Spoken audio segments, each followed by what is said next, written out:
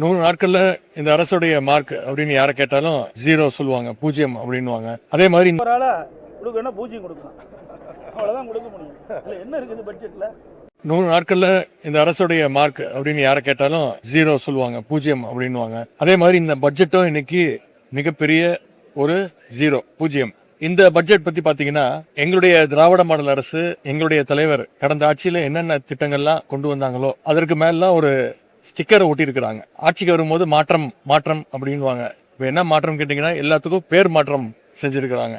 அனைத்து திட்டங்களையும் பேரை மாத்தி இருக்கிறாங்க. ஓவராலா கொடுக்கணும், பூஜ்ஜியம் கொடுக்கலாம், அவ்வளவுதான் கொடுக்க முடியும். என்ன இருக்குது பட்ஜெட்ல? நீங்க அத்தனை நிறுவனங்களுக்கும் தெரியும், இங்க இருக்கிற பத்திரிகையாளர் ஊடகங்கள் அத்தனை பேருக்கும் தெரியும். ஒவ்வொரு பட்ஜெட்டும் போதும் நாங்க பேட்டி கொடுக்குறோம். அண்ணா திமுக ஆட்சியில் எப்படி இருந்தது, திமுக ஆட்சியில் எப்படி இருந்தது, இப்போ இருக்கிற ஆட்சி என்ன, இதையெல்லாம் நீங்க பிரிச்சு பார்த்தாவே இதுக்கு நீங்களே மார்க் போட்டுக்கலாம்.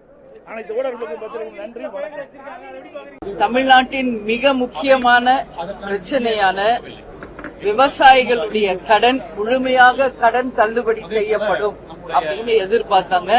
ஆனா அது அறிவிக்கப்படல.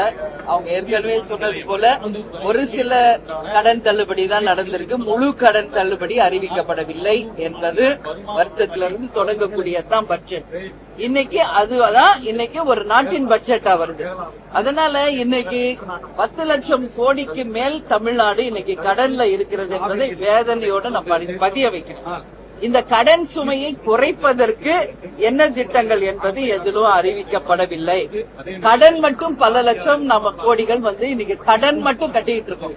அந்த கடன் சுமையையும் வட்டி சுமையையும் குறைப்பதற்கான அறிவிப்புகள் இல்லை என்பதும் வருந்தத்தக்கது.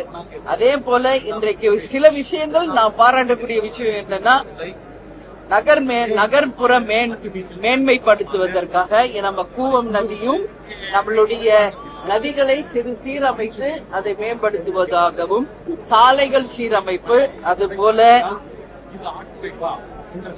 மின்சாரம் இன்னைக்கு இல்ல தமிழ்நாட்டில். எங்க பாரு மின்சாரம்